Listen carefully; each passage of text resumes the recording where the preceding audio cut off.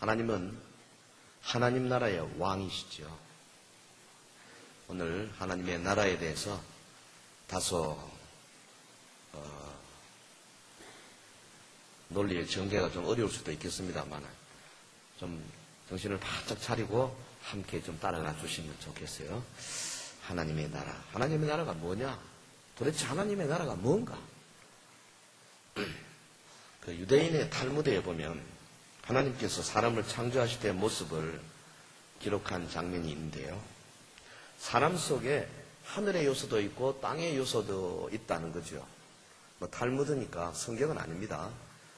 다 믿을 수는 없습니다만은 하늘의 요소, 그 네 가지 천사적인 요소가 있는데 그게 뭐냐? 말할 수 있는 것, 또 동물과 전혀 다른 지혜, 그 다음에 그 곧게 서서 걷는 것, 그리고 사람의 그 눈빛, 이게 하늘적인 요소다, 천사적인 요소다. 그리고 땅의 요소가 네 가지 있는데 이게 먹는 거, 음식 먹는 거, 그 다음에 배설하는 거, 먹고 싸고, 그 다음에 아기 낳고 생식하는 거, 그 다음에 죽는 거. 근데 그 사람이 천사적인 요소를 사모하고 그쪽으로 계속 살면 영원히 살 텐데 대부분의 사람들이 이 땅의 요소, 세상적인 요소에 집착해서 결국 멸망한다는 거죠. 뭐 다 믿을 수는 없지만 재밌는 교훈입니다. 파스칼은 그랬어요. 사람을 천국과 지옥의 중간 존재다. 그러니까 뭐 고민과 갈등과 번민이 없을 수 없다. 천국과 지옥 사이에서 왔다 갔다 하는 존재다. 그런 우리 현실을 그렇게 표현을 했습니다. 우리 중에 많은 사람들이 그런데 하늘의 요소보다 땅의 요소, 동물적인 요소에 집착을 많이 해요. 그래서 참 안타깝죠. 하나님이 원하시는 수준에 오르지 못하지요. 그러니까 하나님의 나라에 대해서 우리가 더 많이 알고 더 깊이 느끼고 생각하고 그래야 될 줄로 믿습니다. 하나님의 나라. 하나님의 나라는 다른 말로 하면 하나님의 왕국이죠. 영어로는 킹덤, 헬라 말로는 바실레이아, 통치라는 뜻입니다. 왕국은 왕이 지배하는 영역 아닙니까? 그래서 서울도요, 옛날 이조시대 왕이 서울 한양에 있었지 않습니까? 그래서 그 경계를 뭐 동쪽에 동대문, 남쪽에 남대문, 서대문, 뭐 북대문 이렇게 해서 경계를 만들잖아요. 지금도 그 흔적이 남아있죠. 우리가 살고 있는 대구 땅도 그런 줄 압니다. 대구에 성주가 이제 사는데 거기 뺑 둘러서 영역을 정했죠. 남쪽에 남성이 흘리고 그게 도로를 내니까 남성로 그랬죠. 북쪽에 북성이 흘리고 그게 길을 내니까 뭐가 됐겠어요? 몰라요? 북성로. 동쪽은 동성로. 서쪽은 서성로. 서성로 교회 있잖아요. 이 대구에 한계를 정하고 거기서 성주가 알뜰하게 통치를 하는 거죠. 하나님의 나라는 하나님이 통치하는 영역입니다. 이곳에 참 평안이 있어요. 주님이 주시는 거룩한 기쁨이 있어요. 왜? 하나님이 통치하시니까. 놀라운 기적이 있고 역사가 있고 능력이 있고 권세가 있어요. 하나님의 나라는 하나님이 통치하시기 때문에 우리가 상상할 수 없는 위대한 평강이 그 속에 있습니다. 부드럽게 하면 아멘을 아무도 안 하더라고요. 있는 줄로 믿습니다 해야 아멘을 하고요. 뭐 안 해도 돼요. 하지만 아멘으로 화답하면 여러분 잠도 안 오고요. 잘 따라올 수 있어요. 그리고 은혜를 받아요. 아멘 할 때 하는 순간에 복이 쏙쏙 들어가요. 하나님의 나라는 하나님이 통치하시기 때문에 하나님의 평강이 충만합니다. 그런데 오랫동안 우리 복음주의 진영 내에서, 복음주의 기독교 내에서는 이 하나님의 나라에 대해서 다소 소극적이고 또 패배주의적인 그런 사상을 많이 가졌어요. 가시적인 하나님의 나라에 대해서 거의 생각을 안 했습니다. 하나님의 나라가 지금 뭐 여기 나타나고 뭐 이런 기대감이 별로 없어요. 예수님이 재림하시고 그래야 천국이 이루어지고 그때까지는 여기는 흑암이고 마귀가 득세하고 점점점 우리는 깔아지고 도망치고 장망성이고 이러고 있다가 우리가 거의 다 죽게 되었을 때에 주님이 갑자기 오셔가지고 우리를 휴거시키고 이런 가르침이 복음주의 기독교에 많이 있었어요. 성경적인 것은 아닙니다. 소극적이고 패배주의적인 것이 되게 어디서 왔느냐면 19세기 그 영국의 존 다비가 이게 시작한 그 소위 그래서 미국에서 크게 융성하게 일어난 세대주의 소위 스코필드 박사가 쓴 그 성경 주석 성경 그 밑에 세대주의적인 요소가 쫙 딸려가지고 그게 미국에서 대유행하고 한국에 건너와서 1960, 70, 80년대 우리 각 지역에 다니는 부흥사들이 거의 다 세대주의였습니다. 그래서 말씀 전하는데 다 세대주의적인 가르침을 가졌어요. 그래서 주님이 재림할 때에 믿는 자가 쫙 휴거하고 안 믿는 사람하고 유대인들은 밑에서 고민을 하고 있고 우리는 위에서 혼인잔치하고 뭐 이상하게 그렇게 했어요. 그런 거 아닙니다. 휴거 올라가고 밑에는 있고 그런 거 없어요. 주님이 재림할 때 죽었던 자들이 다 살아 일어나는 거예요. 그게 성경의 가르침이에요. 지금은 그런 세대주의를 가르치는 분이 별로 없습니다. 우리나라에도 이제는 많이 한물 갔어요. 그런데 우리가 어릴 때부터 배워왔던 것이 지금도 남아있어요. 그래서 이 땅에 지금 하나님의 나라가 시작이 되고 하나님의 권세와 능력이 나타나고 하나님의 역사가 일어나는 것에 대한 기대감이 별로 없다고 말이죠. 특히 우리 장로교 교회에서 예배 가운데 귀신이 쫓겨나고 병들이 고침받고 방언이 터지고 하나님 나라의 기적과 이적과 표적을 보는 경우가 별로 없어요. 당연해요. 그게 또 없는 게. 왜? 그렇게 배워왔어요. 그게 지난 20세기 교회의 모습이죠. 사탄이 점차적으로 이 세상을 다 접수하고 그래서 교회는 점점 깔아지고 흑암이 온 땅을 덮고 주님 재림 직전까지 그렇게 상당히 소극적이고 패배주의적인 사고방식을 가지고 있는 것이 사실입니다. 우리 교단도 예외가 아니에요. 그러나 여러분 역사적으로 돌아가 보면 우리는 우리의 선조들이 믿어온 그 믿음 회복해야 돼요.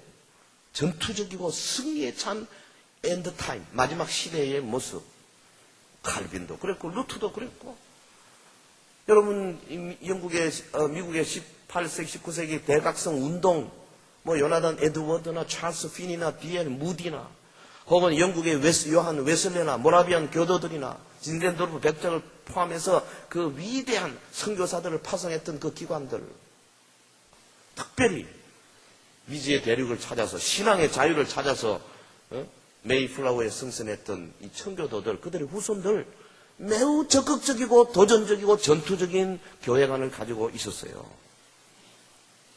교회가 사탄 왕국을 향해서 쳐들어가야 한다. 영적인 전투에 이겨야 한다. 그들은 다 그렇게 살았어요. 마지막 때에 큰 갈등의 시대가 오기는 오지요. 그 시대는 그러나 패배의 시대가 아니고 모든 장애를 이기고 교회가 싸우고 영적인 전투에서 피도 흘리겠지만은 그러나 마침내 하나님의 역사를 이루는 능력의 교회가 반드시 마지막 시대에 불같이 일어나게 될 것이다. 요한계시록 11장에 보면 두 증인의 모습이요 대단합니다. 하나님의 나라가 진군하는 그런 시대가 올 것이다. 우리 믿음의 선진들이 그렇게 믿고 그렇게 가르쳐 왔었어요. 마지막 시대의 교회가 주님의 이름으로 많은 땅을 정복하고 전 세계적인 대추수를 하게 될 것이다. 이것이 웨슬레의 가르침이고 요나단 에드워드의 가르침이고 찰스 핀이나 혹은 우리 한국교회의 초창기 여러분 20세기 중반 아직 미국의 세대주의 영향을 받기 전에 우리의 모습이 그러했었어요. 그때까지 이 땅에서 우리의 주된 임무가 뭐냐? 하나님의 나라를 힘차게 진군시키는 성령님과 동역하는 것입니다. 하나님의 나라는 먼저 우리 안에서 그렇기 때문에 형성되어야 되죠. 내 안에서 그리고 우리 교회 안에서 하나님의 나라가 확실하게 형성되어야 할 줄로 믿습니다. 그래야 이 나라의 힘이, 능력이, 권세가 우리 위를 차고 넘쳐가지고 흘러서 바깥으로 이렇게 나가는 거죠. 이 나라에 대해서 우리가 더 알아야 되고 이 나라의 권세와 능력을 더 받아야 하겠습니다. 오늘 말씀은 제가 미국의 영국 사람이죠. 앨런 빈센트가 쓴 Heaven on Earth라는 책이 있습니다. 아주 좋은 책입니다. 하나님의 나라, 이 땅에 임한, 지상에 임한 하나님의 나라, 뭐 그렇게 해석할 수 있겠어요. 이 책의 여러 부분을 제가 좀 참조를 했습니다. 말씀을 통해서 하나님의 나라에 대해서 우리 이해가 넓어지기를 바라고요. 그리고 문제는 뭐냐? 하나님의 나라는 분명히 권세가 있고 능력이 있거든요. 그걸 우리가 하나님 나라에 소속돼 있으면 그 권세와 능력이 우리 것이거든요. 그걸 사용할 수 있거든요. 예수 이름의 권세로 우리가 귀신을 쫓아내고 병자를 고치고 방언이 터지고 예수 이름의 권세로 우리 속에 꽉 들어와가지고 좀처럼 뿌리 뽑히지 않는 더러운 죄의 뿌리들이 있지 않습니까? 끊임없이 넘어지는 포르노에 빠지고 음란물에 빠지고 혹은 무슨 세상의 유혹에 빠지고 계속적으로 짓는 그런 죄들이 있지 않습니까? 그 예수 이름의 권세로 이놈을 쫓아내야 되는 거거든요. 악의 영들을 이겨야 돼요. 이게 하나님의 나라 백성들의 삶이에요. 언제까지나 계속 넘어지겠어요? 도대체 하나님의 나라가 무엇이냐? 자, 세 단계로 한번 생각하겠습니다. 첫째는 태초에 시작된 하나님의 나라입니다. 하나님의 나라는 태초에 시작이 됐는데 그것은 우리가 잘 아는 대로 창세기 2장 3장의 에덴 동산, 거기 아담과 하와 그리고 그들이 타락하고 낙원을 잃어버린 신락원 된 그런 것들을 통해 가지고 우리가 알 수 있죠. 태초에 시작된 하나님의 나라. 창세기 2장 8절에 보면 여호와 하나님이 동방의 에덴의 동산을 창설하시고 그 지으신 사람을 거기 두시니라. 동방의 에덴 창설하시고 사람을 거기 두게 하셨다. 이제 하나님 나라가 시작된 겁니다. 그러다가 저들이 타락하고 범죄했습니다. 창세기 3장 23절 여호와 하나님이 에덴 동산에서 그를 내보내어 그의 근원이 된 땅을 갈게 하시니라. 이같이 하나님이 그 사람을 쫓아내시고 에덴 동산 동쪽에 그룹들과 두루 도는 불칼을 두어 생명나무의 길을 지키게 하시니라. 하나님 나라에서 쫓아냈습니다. 그리고는 두루 도는 불칼, 옛날 성경에는 화염검이라 그랬죠. 불칼을 두어서 못 들어오도록 생명나무의 길을 지키는. 이게 무슨 약인가? 그럼 지금은 어떻게 됐는가? 저는 믿기로 그 막아놨던 하나님의 그 에덴 동산의 그 길을 이제 천년왕국에서 다시 트는 거죠. 하나님이 한번 시작한 것은 절대로 포기하지 않습니다. 반드시 다시 이루시는 거예요. 자, 태초에 시작된 하나님의 나라. 하나님이 태초에 천지를 창조하셨어요. 땅을 아름답게 만드시고 그 땅에 에덴 동산을 창설하셨습니다. 아담과 하와를 자신의 형상, 하나님의 형상으로 만들어서 그곳에 살게 하셨어요. 그래서 에덴에 완벽한 평화의 나라를 만드셨어요. 평화. 히브리 말로 샬롬이죠. 샬롬. 헬라 말로 에이레네인데요. 이 샬롬이라는 말은 한마디로 말하면 전체 다입니다. wholeness예요. 샬롬. 하나님이 원하시는 몽땅 다입니다. 우리는 보통 평화하면은 전쟁이 없는 정도. 그 툇마루에 앉아가지고 우리 할아버지께서 곤방대 긴 거 물고 담배 뻗고 구름이 두둥 실떠가고 앞에서 앞들에서 송아지가 음매 울고 그러면 평화다 그러는데요. 그게 아니라 그런 정도가 아니고요. 하나님이 원하시는 모든 것이 거기 다 있어야 돼요. 거기는 질병이 없어요. 그건 눈물이 없어요. 시기 질투가 없어요. 거기는 오직 하나님께서 통치하시고 그 밑에 전폭적으로 하나님 앞에 순종하는 사람들만 있어요. 그래서 하나님 뜻이 온전히 이루어지는 곳이에요. 할렐루야. 하나님의 나라. 그 나라 백성인 인류에게 주신 하나님의 형상, 사람에게 하나님의 형상을 주셨기 때문에 사람은요, 하나님 안에 거하지 않으면 불안할 수밖에 없어요. 요 속에 하나님의 형상이 있어요. 보통 세 가지 말하죠. 지적인, 도덕적인, 영적인. 그 지적인 형상, 예를 들면 동물과는 상대가 안 되는 지혜죠. 우리는요, 동물하고는 상대가 되지 않는 그런 지식과 지혜가 있어요. 뭐, TV에 가끔씩 보면 뭐, 개가 말이죠. 뭐, 머리 좋은 개, 뭐, 무슨 심지어는 곤충들이 자기 새끼를 어떻게 낳고 어떻게 키우고 이런 거 보면, 이야, 대단하다 싶죠. 그래도 솔직히 따져보면 사람하고는 비교가 안 됩니다. 아, 우리가 얼마나 지혜롭습니까?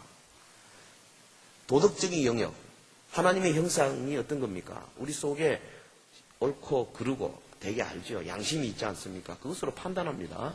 그래서 그 좋지 않은 거는 양심의 가책을 받고 안 하게 되죠. 양심의 가책을 주는데도 불구하고 자기의 유익을 위해서 양심 뭉개고 하는 사람을 뭐라고 부릅니까? 뭐 같은 뭐라 그러죠? 짐승 같다 그러죠. 왜? 양심 없다 그 말입니다. 개는 양심이 없어요. 돼지는 절대 양심이 없습니다. 남의 거 뺏어먹고라도 태연합니다. 미안한 거 없어요. 아무데나 똥 싸고 막 이렇게 오줌 싸고 해놔도 미안한 것도 없어요. 짐승은 그렇습니다. 그러나 사람은 그렇지 않습니다. 하나님이 주신 형상이 있어요. 그리고 영적인 형상이 있죠. 이 신앙심이 아니겠어요? 하나님과 교통하는. 그 우리 속에는 하나님을 아는 씨가 있어요. 예수 믿는 사람이든 안 믿는 사람이든 다 있습니다. 하나님께서 어떻게 우리 속에 믿지 않는 자에게 말씀으로 컨택을 하시느냐. 뭐 변정학자들이 보통 그렇게 말하죠. 우리 속에 있는 하나님을 알만한 씨가 있다. 그 씨를 통해 가지고 복음이 이렇게 컨택 포인트를 만들어 접촉점을 만들어서 그래서 복음을 믿게 한다. 뭐 그렇게 설명을 하지만요. 어찌됐든 우리 속에 하나님을 알만한 것이 있어요. 핑계할 수 없어요. 영적입니다. 근데 이게 이제 아담 하와의 타락으로 말미암아 오염돼 버린 것이죠. 그래서 많이 어두워져 버린 거죠.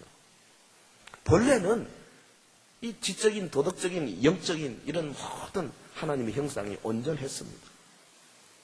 아담과 하와는 이 형상으로 만물을 다스리는 통치자가 된 거예요. 다만 이 통치는 위임 통치죠. 하나님이 하나님께서 최고의 권위자시고 하나님이 아담 하와에게 위임한 겁니다. 그러니까 아담 하와는 위임 받았기 때문에 하나님으로부터 모든 것을 지시받아서 시키는 대로만 해야 되는 거예요. 독립하면 안 돼요. 자기 중심으로 하면 안 돼요. 자가 발전하면 안 된다니까요.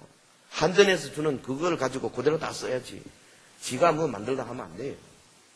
하나님의 나라 핵심이 이겁니다. 모든 하나님 나라 존재는 하나님의 능력을 받아서 사는 거죠. 사탄이 아마 보니 하나님께서 만드신 에덴 동산 아담 하와 하나님의 나라가 이루어지는데 시기 질투가 안 하겠어요? 이걸 어떻게 깰 것인가? 사탄은 하나님 나라 쑥 들어와가지고 마음대로 할 수 있는 권세 없습니다. 딱 하나 와서 유혹하고 설득하고 꼬시는 거 요것밖에 못하는 거죠. 어떻게 하면은 하나님과 이간질을 할 수 있을까? 하나님 나라의 핵심을 건드린 겁니다. 하와 찾아가서 하와의 독립심을 부추긴 거죠. 너 왜 그렇게 시킨 대로 마냐? 너도 하나님처럼 선과 악을 마음대로 네가 정할 수 있어. 따먹어봐. 왜 못 따먹게 했겠어? 네가 따먹으면 네 눈이 밝아져가지고 하나님처럼 될까봐 하나님께서 스크린 영감처럼 너를 그렇게 못하게 한 거야. 하나님이 과연 이 동산의 모든 실과를 다 따먹지 말라 하시더냐? 아주 교묘합니다, 여러분들. 하와가 그만 넘어갔죠. 보니까 먹음직하고 보암직하고 탐스럽더라. 먹음직, 육신의 정욕, 보암직, 안목의 정욕, 탐스럽다. 이생의 자랑. 여러분, 사탄은 에덴 동산부터 지금까지 수백억의 사람들을 끊임없이 요 세 가지 가지고 육신의 정욕, 안목의 이생의 자랑 가지고 밧다리 후리치기도 하고요. 혹은 뭐 업어치기도 하고 그런다고요. 별로 다양하지 않습니다. 그 세 가지인데 다 넘어갑니다. 한 명도 살아남을 사람이 없어. 예수님이 도와주지 않으면. 기기묘묘하죠. 내가 한번 알아봐야 되겠다. 함부로 사탄에 대해 생각하지 마십시오. 왜? 그놈은 오래전부터 수백억의 사람을 다 달아본 놈이기 때문에 우리가 아무리 머리 좋고 똑똑해도 IQ가 200이 넘어도 못 이깁니다. 그냥 주님 따라 살면 돼요. 믿습니까? 말씀대로 살면 돼요. 인간에 주신 하나님의 형상 때문에 우리가 하나님의 분에 안겨 있어야 평안을 느끼고 안정감을 느낄 수 있는데, 독립하면 그때부터 어둠이 옵니다. 흔들림이 옵니다. 평강이 깨집니다. 최초의 조상들, 에덴에서 완전한 평화 속에 머물렀지만은, 그러나 저들이 하나님의 말씀을 어기고 실과를 따먹고 스스로 독립하려고 했을 때에 하나님께서 그들을 더 이상 하나님 나라에 둘 수 없어 내쫓은 거지요. 신라곤이 된 거죠. 하나님 나라의 가장 중요한 개념이 이겁니다. 주님의 통치 아래 들어와야 합니다. 내가 내 마음대로 하면 안 됩니다. 이것은 그때나 지금이나 동일합니다. 오늘 우리 하나님의 백성들이 이 땅에 살면서 정말로 평강을 누리고 주님의 뜻대로 아름답게 승리의 삶을 사는 유일한 방법은 내 삶 속에 나의 가정, 직장, 일터, 생업, 학업 모든 나의 삶에 하나님의 통치를 100% 인정하는 것. 시키는 대로 하겠습니다. 내 시간, 물질, 나의 인생과 목표, 내 자녀 키우는 거, 우리 가정 살림하는 거, 모든 영역에 주님이 시키는 대로 하겠습니다. 라고 결단하고 그렇게 한 걸음 출발하는 것부터 하나님의 나라가 시작이 되는 거예요. 여러분, 내가 하겠습니다. 독립적으로 주님 계십시오. 돈 내가 쓰겠습니다. 시간 내가 쓰겠습니다. 이미 쫓겨나고 있는 상태예요. 하나님 나라 권세 없습니다. 능력 없습니다. 귀신 한 마리 쫓겨나지 않습니다. 병 안 고치면 못 받습니다. 만약에 우리가 예수님처럼, 아니 예수님의 제자들처럼 하나님 나라 안에 쑥 들어와 있다면 지금도 얼마든지 태초부터 계획하신 하나님 나라의 역사가 일어나게 되는 거죠. 여러분, 사탄이 아담 부부가 죄인이 되도록 초청한 것이 아닙니다. 대신에 교활하게도 아담 부부 자신들의 노력으로 내적인 잠재력을 발휘하면 하나님처럼 될 수 있다 하는 암시를 준 거죠. 오늘도요, 우리 귀신들이 와서 우리를 꼭 그렇게 꼬십니다. 우리가 넘어지는 경우 되게 그렇게 넘어져요. 독립적인 존재 되지 마십시오. 주님 시킨 대로 나는 예수님을 주님이다 그렇게 부르는, 그래서 작은 예수님의 종이다, 이 자세가 하나님 나라 백성의 아주 가장 중요한 태도예요. 여러분, 저들이 독립적인 사람이 되기로 결심했지 않습니까? 비극적인 결정을 했습니다. 고통과 불행 속에서 큰 대가를 이제 치르기 시작합니다. 저들이 비극적인 결정을 했을 때 그때 하나님의 첫 번째 외침이 뭐죠? 찾아오셔서 아담아 내가 어디 있느냐? 한마디로 말하면 피조물과 이 하나님 사이에 벌어진 이 간격, 그리고 그 분리에 대한 이 고통의 외침이라고 말할 수 있습니다. 아담이 하나님을 찾은 것이 아니고 하나님이 아담을 찾아오셨어요. 그때 아담 하와는 더 이상 하나님 앞에서 벌거벗고 순결하게 거룩하게 하나님과 마주할 수 없었어요. 가려야 했습니다. 도망쳐야 했습니다. 나무 사이에 숨어야 했습니다. 이것이 죄인의 모습이죠. 하나님은 중대한 결정을 했습니다. 주님은 사탄과 그의 졸개들을 멸망시킬 수 있었습니다. 즉시로 불못에 던져버릴 수 있고, 그러면 어떻게 하느냐? 100% 공의로우신 하나님께서 자기의 만든 피조물 아담 하와도 멸망시켜야 했습니다. 하나님은 사랑이시지 않습니까? 그래서 심판을 연기하신 거죠. 일정 기간 동안 아담 하와 그리고 자손들에게 하나님 나라 회복할 수 있는 길을 열어놓으시고, 그 대신에 공의로우신 하나님께서 사탄과 악의 영들에게 동일하게 활동 영역을 허락하신 거 아닙니까? 그러니까 인류가 한마디로 말하면 이 땅에 사탄의 통치와 하나님의 통치 중에 하나가 세워지는 문이 된 거죠. 또 다르게 표현하면 이 섭리 기간 동안에 이 땅이 문자 그대로 두 왕국이 그야말로 영적인 대전투를 벌이는 그런 형국이 된 것입니다. 성도 여러분, 예수 그리스도께서 육신을 입고 이 땅에 오시기 전에 수천 년 동안에 사탄은 온 땅을 활보하면서 사람들에게 끊임없이 독립적인 자유 의지를 사용하도록, 그들의 욕망을 따라 살도록, 세상의 풍습을 따라 살도록 유혹하고 권면하고 설득하고 꼬셔갔습니다. 많은 사람들이 그를 따라갑니다. 그래서 다 결국 죄와 사망의 노예가 된 것이죠. 가끔씩 하나님의 뜻에 따라 살려는 사람들이 나타났어요. 가끔씩. 하나님께서 그들을 통해서 짧은 임시로 하나님의 나라 빛을 희미하게 보여주셨어요. 모세 때가 그렇고 여호수아 때가 그렇고 사무엘과 혹은 사사들의 때가 그렇고 혹은 다윗 왕 시대가 그렇고 그렇습니다. 그러나 그 오래 못 갔어요. 지속적이지 않습니다. 결국은 어둠이 다시 찾아오고 마는 거죠. 그래서 이제 이 하나님 나라가 훼손된 상태로 새로운 시작을 가져올 한 사람을 기다리게 된 거 아닙니까?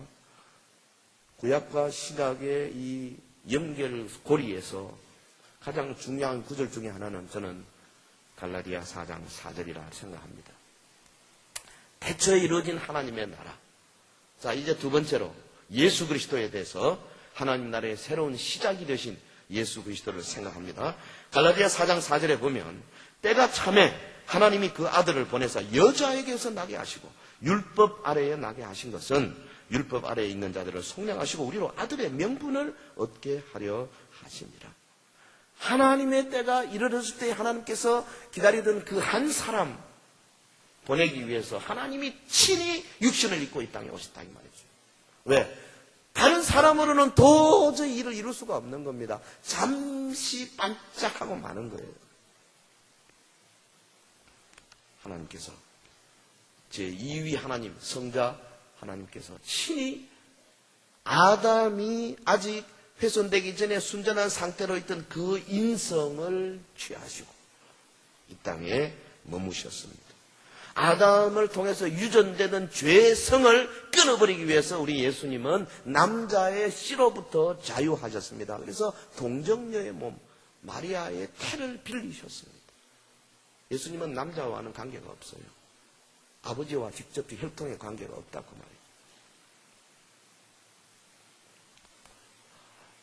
이 땅에 오신 예수님, 하나님의 모든 의를 이루시기 위해서 예수님은 인성의 한계 가운데 사셔야만 했습니다. 비록 온전히 그가 하나님이셨음에도 불구하고 주님은 자기의 신성의 능력으로 살기를 거부하시고 인성으로 살기를 원하셨어요. 그가 배가 고프면 신성의 능력으로 배고픔을 없애버릴 수 있습니다만은 그는 그러지 않으셨어요. 줄이셨어요. 피곤해 하셨어요. 제자들과 함께 걸어오시다가 꽤 12시쯤 되었습니다. 제자들이 수가성에 가서 음식을 이제 구하러 가고 예수님은 피곤해 하셨어요. 우물가에 걸터 앉으셨습니다. 목이 말랐습니다. 예수님의 신성으로 목마름을 없앨 수 있습니다만은 그는 그렇게 하기를 원하지 아니하시고 목마른 채로 어떤 여자가 물 기러 왔을 때 여자에게 나 물 좀 주시오. 유대 남자가 어떻게 사마리아 여자에게 물을 달라 하십니까? 네가 물 달라는 자가 누군지 알면은 그런 말 하지 않으리라. 이래가지고 거기서도 전도를 하시는 겁니다. 피곤한 가운데서. 예수님은 하루 종일 일하시고 낮에는 가르치시고 저녁에는 병 고치시고 제자들을 가르치시고 피곤했습니다. 갈릴리로 호수로 배를 타고 건너가실 때 너무 피곤해서 폭풍 속에서도 고물에서 그 딱딱한 고물에서 주무셨습니다. 피곤하셨습니다. 인성 그대로 유지하셨습니다. 저는 그렇게 생각합니다. 예수님이 무리로 걸을 때 신성으로 나는 걸었다고 생각하지 않습니다. 우리 윤현주학교에서 그렇게 배웠어요. 예수님이 하나님이기 때문에 무리로 걸었다. 나사로를 살리실 때 예수님께서 하나님이기 때문에 나사로를 살렸다. 그렇게 배웠습니다. 저 윤현주학교 선생님부터 지금으로부터 한 50 몇 년 전에. 사실은 그렇지 않습니다. 만약에 그러셨다면 우리는 예수님을 따라갈 수가 없습니다. 그분은 하나님입니까? 그분이 나사로의 무덤 앞에서 하나님께 기도하고 나사로야 나오너라 외쳤을 때에 그분은 순수 100% 인성으로 하신 거예요. 성령 충만해서 하나님 나라의 권세와 능력으로 충만해서 그렇게 하신 거예요. 그것을 제자들에게 예수님이 나눠주셨어요. 그것을 받은 베드로가 성전 미문에서 나면서부터 안전병이 된 자 40년 동안 하체를 쓰지 않아서 완전히 하체가 죽은 자와 방불한 그 사람. 은과 금은 내게 없거냐. 내게 있는 것을 내게 주노니 곧 나사렛 예수 이름으로 일어나 걸어라 할 때에 베드로 속에 하나님의 나라의 능력과 권세가 가득했습니다. 일어났습니다.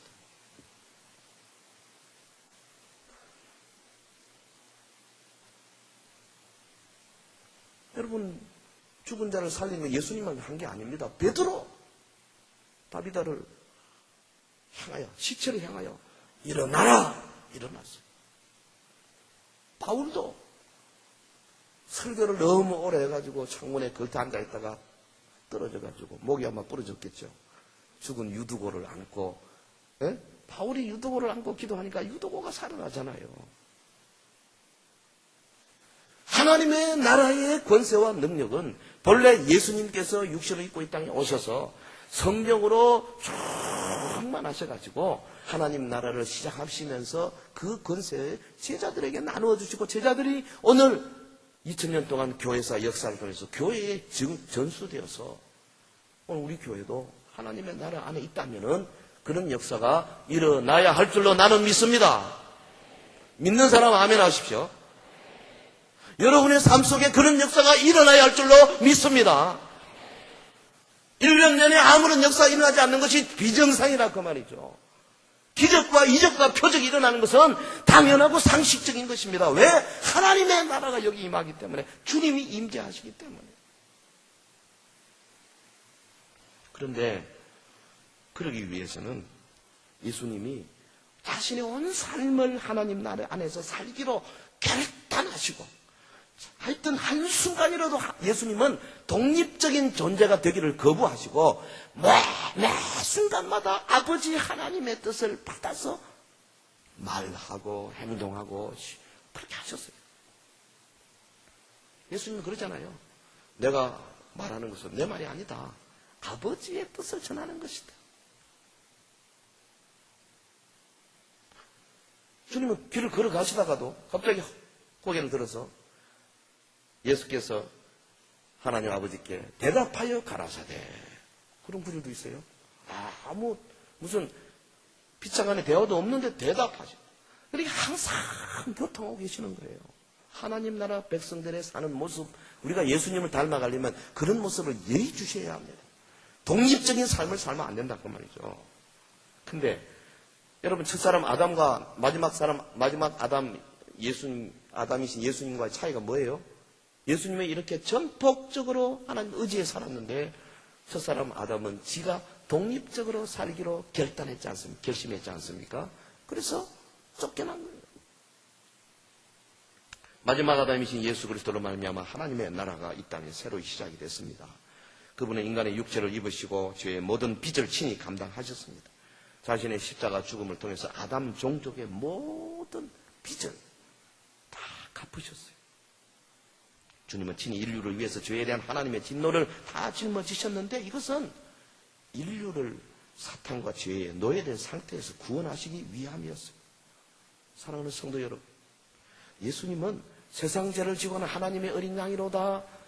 세례 요한이 노래한 것처럼 사실 세상 죄를 지고 하는 하나님의 어린 양이시면서 동시에 예수님의 그 삶에 또 다른 목적이 있어요. 그게 뭡니까? 하나님의 나라를 보여주는 것입니다. 주님은 결심하셨습니다.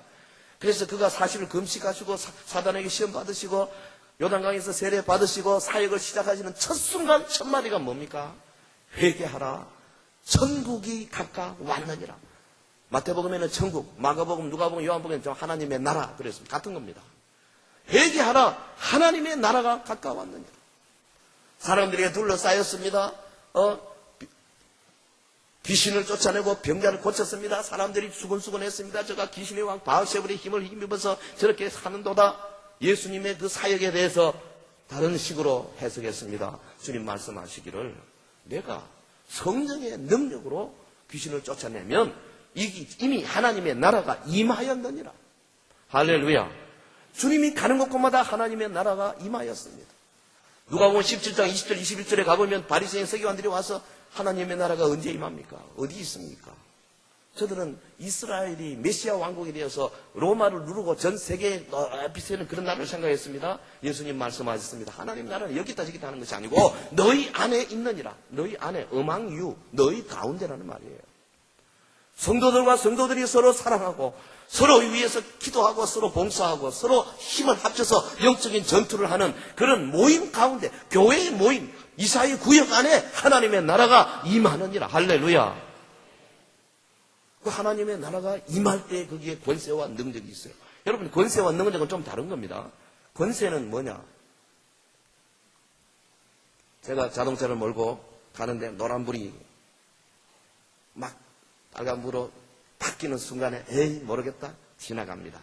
그럼 저쪽에 경찰 아저씨 숨어 있다가 허락기를 쫙 봅니다. 이쪽 서라 이거죠. 권세죠. 젊은 경찰인데 서라 그러면요 서야 되는 거예요. 권세. 능력은 뭐냐? 서라 그러는데 가만 보니까 경찰이 차도 없어. 에이 네가 내 잡겠냐? 그리고 탁 갑니다. 그러면 경찰이 차는 없지만 딱 전화 들어가지고 지금 몇 번 어디 갔는데 그래. 그래서 좀 이따 백차가 한 두 대 와가지고 앞에 쫙 가로막습니다. 내려 탁 잡고 채 갑니다. 능력입니다. 하나님의 나라는요 권세와 능력이 동시에 이루어져요. 권세 엑수시아, 능력 두나미스. 우리가요 예수 이름의 권세를 받으면 사람 속에 들어있는 귀신의 영은 나가라 하면 지가요 안 나가면 안 돼요. 서라 그럼 서야지. 쥐까지 이렇게 그냥 나가는 거예요. 여러분 속에요 계속 짓는 죄 있지 않습니까? 예를 들면 무슨 포르노 잡지 같은 거 난 이거 더러운 거 안 보겠다 했는데 또 한 일주일 있으면 또 보고 싶어. 또 짓고 또 노름 도로 직구땡인가 뭐.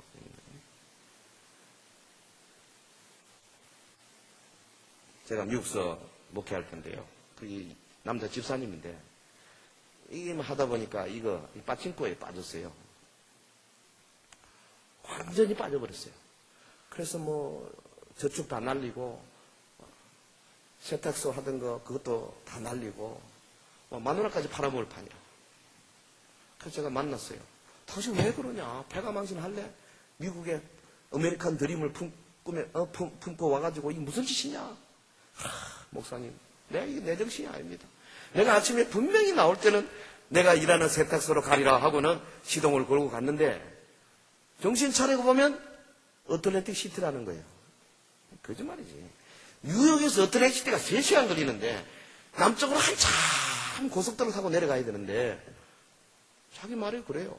정신 차리고 어틀랜틱 시티 가서 이거 하고 있다는 거예요. 귀신입니다. 그것은 악의 영입니다. 그런 것은요 그냥 보도록해가 절대 안 나갑니다. 어떻게 됩니까? 나사렛 예수 이름으로 명하노니 이 속에 있는 노름의 영, 빠진코의 영은 떠나갈지어다. 지가 안 떠나면 안 돼요. 왜? 권세가 있기 때문에 그런 거예요. 이 하나님 나라의 권세가 대단한 겁니다. 여러분은 자녀들요 게임 중독된 아이들, 요새 ADHD 걸리는 아이들 많잖아요. 하나님 나라 백성들이 권세를 사용하셔야 돼요. 예수님이요 하나님 나라에 대해서 말씀만 하신 것이 아닙니다. 하나님 나라의 권세와 능력을 신이 나타내셨어요. 사도 바울도 그랬잖아요. 하나님 나라는 말에 있는 것이 아니고 능력이 있다. 네? 고린도전서 4장 20절 말씀. 능력으로 귀신을 추방하고 병들을 고치고 능력을 행함으로 무리들에게 하나님 나라를 직접 보여주셨어요. 그래서 마태복음 10장 1절에 보면 예수님이 가지고 오신 그 위대한 능력, 모든 병과 모든 약한 것을 고치는 권능을 마태복음 9장 마지막 절에 말씀해놓고 예수님이 가지고 계시는데 10장 1절에 자기 제자들에게 나누어 주셨다 그랬어요. 10장 1절 예수께서 그의 12제자를 부르사 더러운 귀신을 쫓아내며 모든 병과 모든 약한 것을 고치는 권능을 주시니라. 예외가 없어요. 모든 병과 모든 약한 것을 고치는 권능을 주시니라. 할렐루야. 뭐는 되고 뭐는 안 되고 그런 거 없어요. 내가 최근에 들었는데요. 수단에 지금 3분의 1 이상이 에이즈로 걸린 수단에 지금 에이즈 환자가 엄청나게 고침받고 있다고 그러네요. 제가 확인을 못 해봤는데요. 믿을 만한 소식통 얘기가 들었습니다. 거기 유럽의 독일의 블룸하르트 혹은 본케 같은 부흥사가 지금 아프리카를 전역을 다니면서 어마어마한 역사를 이루고 있는데, 휠체어 일어나는 것은 그거는 상식이고, 도저히 현대 의학으로는 감당 못하는 그런 일들이 일어나고, 창조적인 기적까지 일어난다. 속속 들어오고 있습니다. 믿는 자들에게, 마가복음 16장 17절, 믿는 자들에게 이런 표적이 따르리니. 여러분, 여기 안 믿는 사람이 물론 와 계시겠지만은 대부분을 다 믿는 자들이잖아요. 믿는 자들에게 이런 표적이 따른다. 여기 예외가 없어요. 그 앞에 구절에 너희가 원천하에 다니며 복음을 전하라. 믿고 세례받은 자에게 구원받는다. 그랬고, 믿는 자들에게 이런 표적이 따른다. 첫째, 내 이름으로 귀신을 쫓아내며, 예수 이름으로 우리 속에 있는 미움의 귀신 혹은 고집의 귀신, 불신의 귀신들을 쫓아내고, 실제로 귀신 들린 자들을 쫓아내고. 이번에 지난 7월 달에 워싱턴의 그 교회에서, 필그림 교회에서 그 귀신 들린 자 2사람이 있더라고요. 제가 오래간만에 만났어요. 잘 안 보이는데 그건 완전히 눈이 동땡땡 돌더만. 그냥 그 자리에서 예수 이름으로 나가라 하니까 그냥 1초도 안 걸려. 그냥 그 자리에서 끝나버렸어요. 그리고는 막 토해내고 하다가 기도하고 그러고 안전하게 일어나잖아요. 예수 이름의 그 권세, 능력은 대단한 것입니다. 근데 우리가 하나님 나라 안에 있어야 되는 거예요. 우리 한국 교회가요, 정말 이 위대한 하나님의 축복을 많이 잃어버렸잖아요. 왜? 너무 형식적이고, 예배 순서는 이래야 된다, 착착착착착 만들어 놓고, 예배 시간에 뭐 하면 안 된다, 뭐 하면 안 된다, 가수 배송하면 안 되고, 뭐 안 되고, 마음대로 다 만들어. 예수님 시대에 그런 것도 없었는데 말이죠. 너무 제한하니까요. 성령의 역사가 제대로 안 일어나잖아요. 요새요, 지난 금요일, 저지난 금요일, 제가 축도 마치고 다 예배 끝나고, 원하는 사람 남아서 안수 기도하고 있습니다. 여러 사람들이 놀라운 역사를 지금 보고 있습니다. 앞으로 보십시오. 엄청난 역사가 일어날 겁니다. 하나님의 나라는요, 현존하는 거예요. 눈에 보이는 거예요. 표적이 따릅니다. 귀신을 쫓으며 새방언을 말하며 뱀을 집어 올리면 무슨 독을 맞아 해를 받지 아니하며 병든 사람에게 손을 얹은 적 나으리라. 그래, 손만 얹으면 돼요. 얹으면. 왜? 하나님이 약속하셨잖아요. 주님은 절대로 약속을 변경하지 않습니다. 한 번 얹어서 안 되면 2번, 2번 안 되면 3번, 3번 안 되면 몇 번까지? 100번이라도. 예, 어떤 목사님 그러지다. 내가 1000번 손 얹어 기도해서 한 사람만 나오면 나는 죽을 때까지 하겠다 그래요. 1000분의 1만 돼도. 그런데 그렇지 않습니다, 여러분. 한 10명 같이 기도하면요, 아마 한 서너 명은 낫습니다, 지금. 시간이 좀 가세요. 마지막 페이지에 들어가겠습니다. 그리스도인, 하나님 나라의 존귀한 백성. 하나님 나라 백성된 우리들에 대해서 좀 살펴보겠습니다. 그리스도인이 누구냐? 예수 믿고 그분의 십자가 고난과 부활을 통해서 하나님 나라를 새로이 시작하였음을 확신해서 예수님을 자신의 주님으로 영접, 결단한 사람이거든요. 그리스도인은 하나님 나라 복음을 믿고 회개함으로써 실제로 하나님 나라에 들어온 자입니다. 그게 그리스도인이에요. 자기 독립적으로 살면은 하나님 나라에 있을 수가 없습니다. 그러나 오직 예수님을 주님으로 부르고 모든 것을 주 앞에 맡길 때, 여러분 신약 성경의 모든 기자들과 전도자들이 이 하나님 나라에 얼마나 우선권을 준지 아십니까? 세례 요한 보세요. 회개하라, 하나님의 나라가 가까웠느니라. 첫 마디가 그. 예수님도 처음에 회개하라, 하나님의 나라가 그랬습니다. 예수님이 죽으시고 부활하시고 40일 동안 이 땅에 사시면서 사도행 1장 보면 제자들과 뭐 했느냐 40일 동안 하나님 나라의 일을 말씀하시더라 그랬어요. 중요한 이슈입니다. 그런데 하나님의 나라 들어가려면 회개의 관문을 통과해야 합니다. 회개. 반드시 회개하라. 진정한 회개의 관문. 회개가 뭐냐 하면 완전한 마음의 변화를 말하는 거예요. 이거 죄를 슬퍼하는 것과는 구분되어야 합니다. 죄에 대해서 뉘우치는 정도 가지고 회개를 할 수 없어요. 뉘우치는 사람으로 대표적인 사람이 가룟 유다입니다. 예수님 팔고 은 30냥 받고 돌아서서 아이고 내가 스승을 팔았구나. 다시 가서 제사장들에게 내가 돈 내놓을 테니까 예수님 풀어달라. 뉘우쳤습니다. 그거 가지고 안 돼요. 결국 나무에 목매달고 떨어져서 배가 터져서 죽었어요. 창자가 나와서 죽었어요.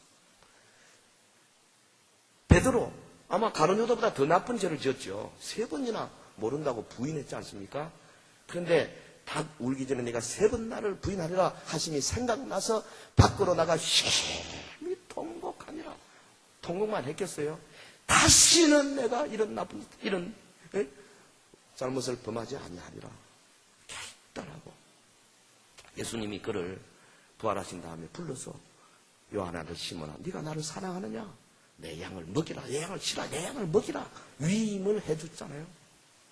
회개하는 자, 하나님 나라에 들어온 자가 하나님의 사랑을 받는 거죠.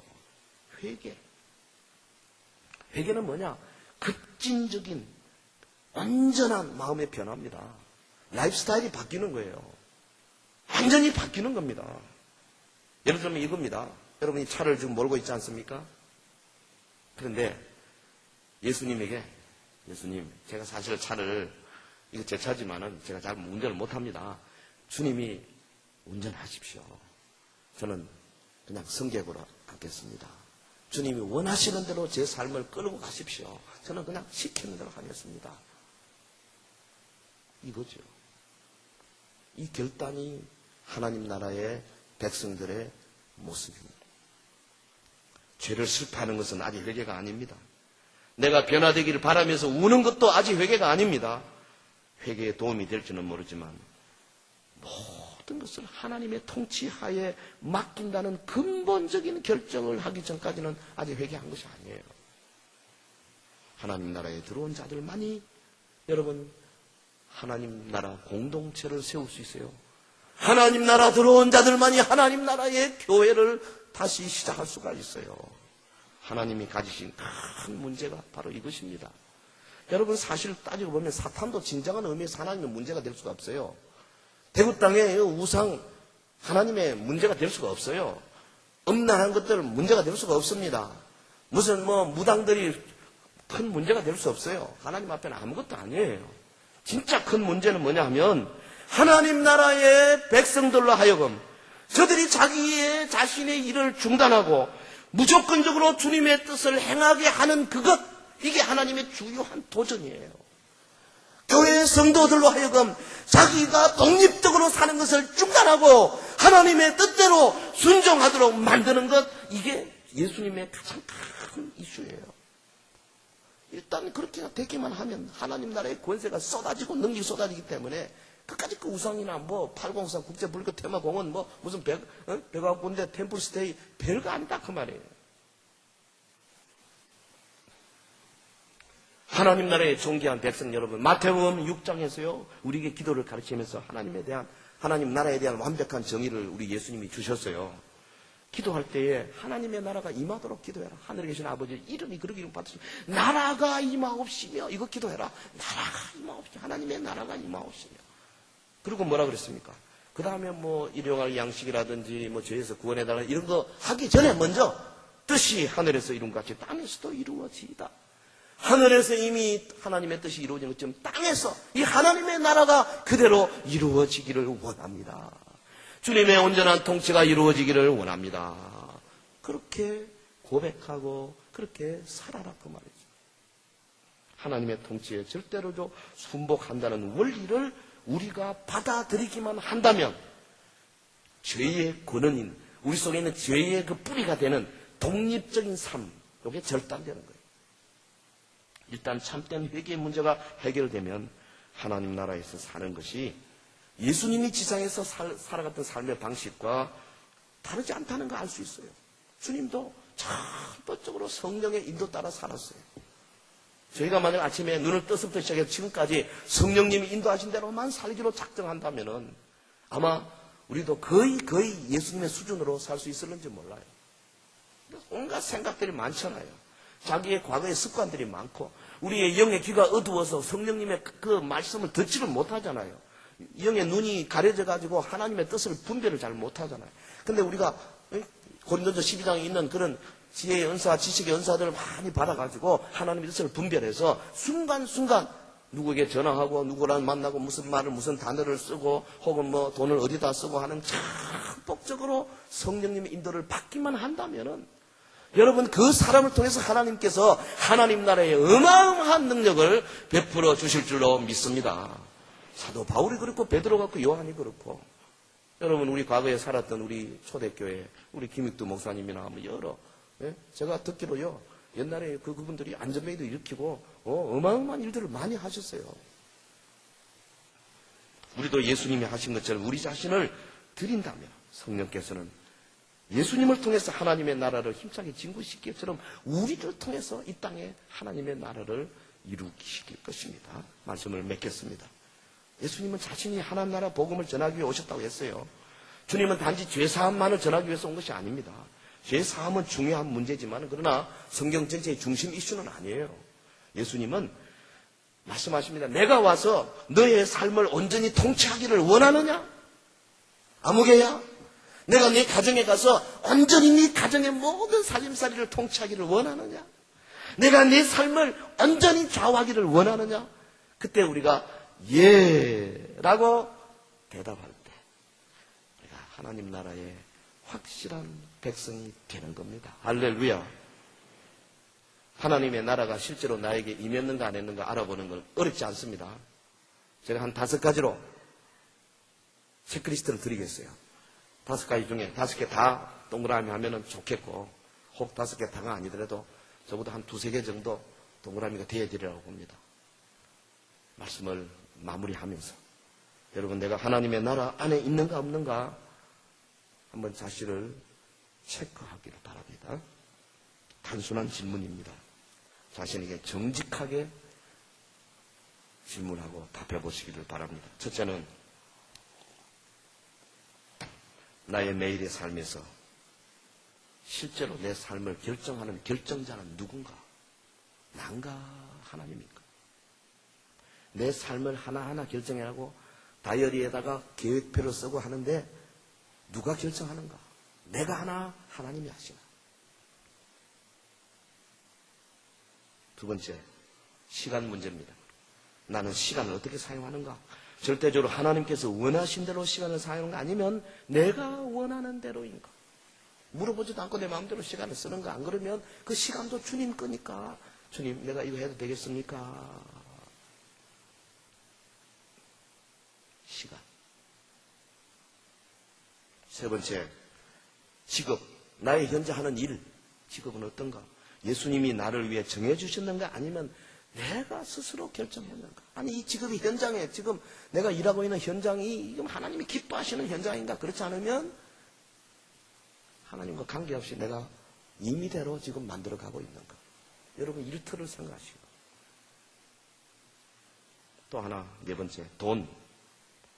돈은 어떤가? 11조와 다른 헌금을 하나님께 드릴지 모르겠지만 그 나머지 돈은 어떤가? 모든 물질은 주님의 것입니다. 주님이 이를 다스리셔야 하는데 내가 그것을 정말 믿고 있는가? 11조만 딱 떼고 감사한 것 좀 하고 나머지는 다 내 마음대로입니다. 그렇게 생각하는가? 하나 더 합시다. 하나님께서 우리 서연교회, 참으로 현재 우리 서연교회 상황 가운데 나를 두셨고 내가 하나님이 허락하신 사람들과 좋은 관계를 유지하고 있는가? 하나님이 원하시는 대로 서로 사랑하고 바시고 격려하는 자세를 가지고 있는가? 내 하나님 나라 안에 들어있으면 상대방을 내가 바꿀 수는 없어도 나는 내가 바꿀 수 있거든요. 상대방이 어떻게 하든지 간에 내 쪽에서 내가 어떻게 하고 있는가? 여러분 하나님 나라 안에 들어와 있습니까? 그렇다면은 지금 이 시간부터 확신이 오기 시작하면요 놀라운 능력이 나타납니다. 기도의 능력이 나타나고 입에서 방언들이 터지게 되고요 은사가 쏟아지게 되고요 지혜가 열립니다. 여러분, 영적인 지혜가, 영적인 귀도 열리고요. 말씀이 팍팍 들어오기 시작하고요. 내가 속에 어떤 죄가 있는가 드러나게 되게 돼 있어요.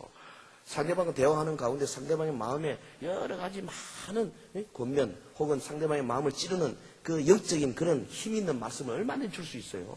하나님의 나라가 나한테 강하게 임하면요. 귀신들이 막 꼼짝 못합니다. 쫓겨납니다. 내 속에서 내가 도저히 이길 수 없는 그런 죄악들, 악의 영들, 미혹의 영들이 잡혀있는 것들이 풀려나기 시작합니다. 죄의 사슬이 풀리기 시작한다고 말이죠. 하나님의 나라는 현존하는 겁니다. 이미 시작됐습니다. already. 아직 완성은 안 됐어요. not yet. already와 not yet의 긴장관계에 있어요. 그러나 지금 이 땅에 가시적인 하나님의 나라를 먼저 우리가 볼 수 있는 눈이 있어야 됩니다. 여기 지금 하나님 나라 들어와 있어야 장차 주님 재림 때 우리가 천국 갈 수 있어요. 지금 하나님 나라 들어와 있지 않으면 천국 못 갑니다. 하나님 나라 여기다 저기다 하는 거 가지고 너희 안에 있느니라. 우리 교회는 하나님 나라를 이루는 가장 최고의 기관입니다. 그러므로 교회를 사랑해야 돼요. 교회를 흠집내기를 수독해야 됩니다. 다시는. 그리고 나와 만나는 모든 사람들은 하나님 나라를 세우는 일에 최선을 다하셔야 됩니다.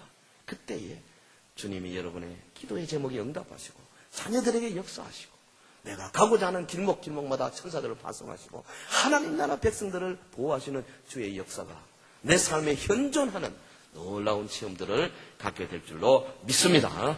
믿습니다.